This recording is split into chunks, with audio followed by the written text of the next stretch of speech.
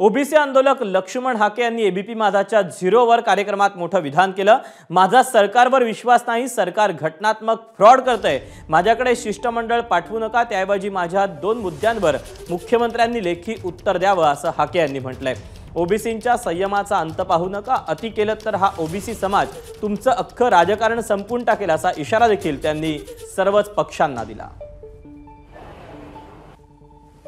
शिष्टमंडळ पाठवण्यापेक्षा मी गेली 8 दिवस तुमच्या मीडियाच्या द्वारे जी भूमिका मांडतोय ती भूमिका त्यांनी ऐकली असावी। त्यामुळे शिष्टमंडळ पाठवण्याची मला आवश्यकता वाटत नाही, माझी बोलायची इच्छा नाही।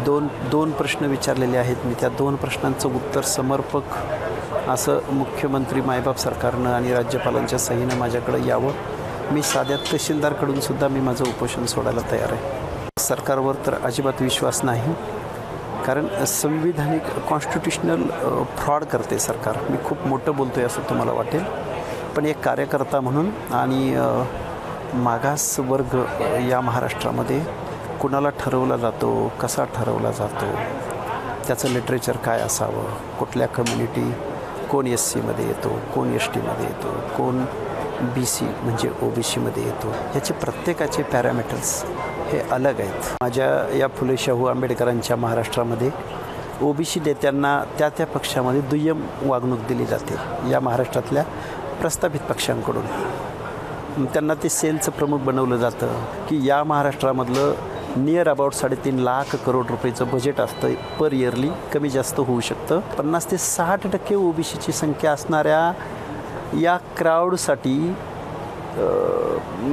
सामाजिक न्यायाच्या योजनांसाठी, आश्रमशाळांसाठी आणि स्कॉलरशिपसाठी पुरं 1% बजेट असू नये।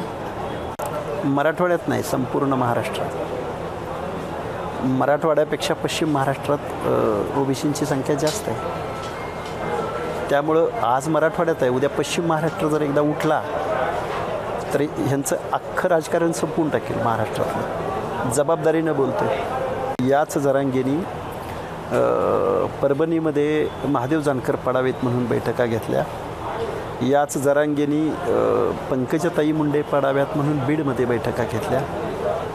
याच जरांगेनी छत्रपती संभाजीनगरमध्ये काय खूप मतदारसंघ आहेत। म्हणजे ह्यांना दलितांची मतं पाहिजे, धनगरांची मतं पाहिजेत, मुस्लिमांची मतं पाहिजेत। मग असं मेटाफिजिक्स घेऊन जर जरांगे निवडणुकीला सामोरं जाणार असतील तर काय आउटपुट असेल?